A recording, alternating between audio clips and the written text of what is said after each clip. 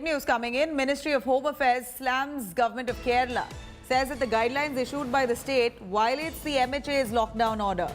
The MHA says that the Kerala government has allowed activities such as opening up of local workshops, barber shops, restaurants, bookstores, MSMEs in municipal units, bus travel in cities, towns for shorter distances, 2 passengers allowed in the back seat of a four-wheeler car, pillion riding on scooters, all of this which was prohibited in the order dated 15th.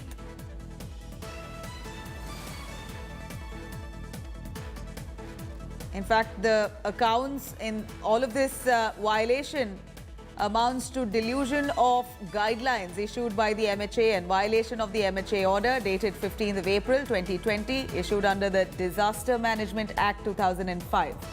This is the MHA slamming the Kerala government of not following the lockdown norms. Quickly going over to Kamaljeet joining us on the phone line. Even Gopi Krishnan joining us live from Kerala. Kamaljeet, over to you. What does the MHA guidelines truly say?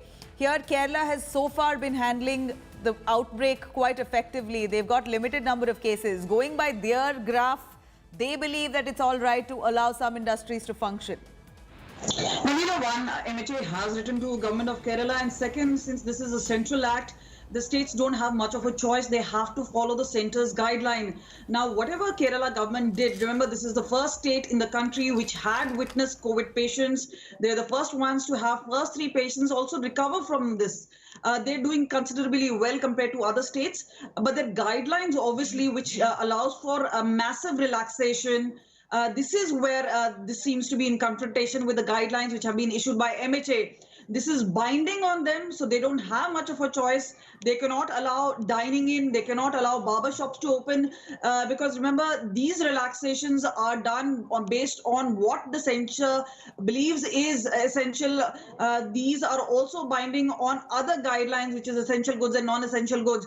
So it is not a free will or whims or fancy of a state that they can allow it, and that is why it is binding on them. It does seem that they seem to be on a warpath, but yes, when centre has already ticked them off, they have written a letter, it means that the Kerala government now has to comply to MHA. Kamaljeet, thank you very much. Let's quickly go over to Gopi there, who's on ground in Kerala. Gopi, what's really happening? We're looking at MHA slamming the Kerala government for allowing certain industries to function. They've opened up, we hear that they've opened up local workshops, the barber shops, restaurants have been opened up, which we heard, bookstores, MSMEs in municipal units, bus travel to short distances. All of this is against the MHA's guidelines, which was dated 15th of April. Well, absolutely, Nabila. We will have to certainly wait and watch on whether this particular issue will open a new war front between the centre and the state. Now, coming to the ground reality, it's a fact that the government has allowed these MSMEs and other institutions to function. But even when we are taking these individually, first of all, if you take the incident of barber shops, they are allowed to function only on Saturdays and Sundays. And talking about the local travel, initially there was this government order which specified that the public transport can be made available within a district within a very short distance. But even after that order, we do not really see any public transport that is doing any rounds or that is running on the ground. Right now, I'm in the outskirts of Thiruvananthapuram. In the morning, I showed you the situation from inside the city. But unfortunately, the city was also, the Thiruvananthapuram Corporation Limit was also classified as a hotspot area. It is one among the 88 smaller hotspots within the state. So that is why we did not really see much of an action happening. But even here, now remember, I'm actually standing outside the city. This is Neyyatingara, which is an outskirt or suburb of the city.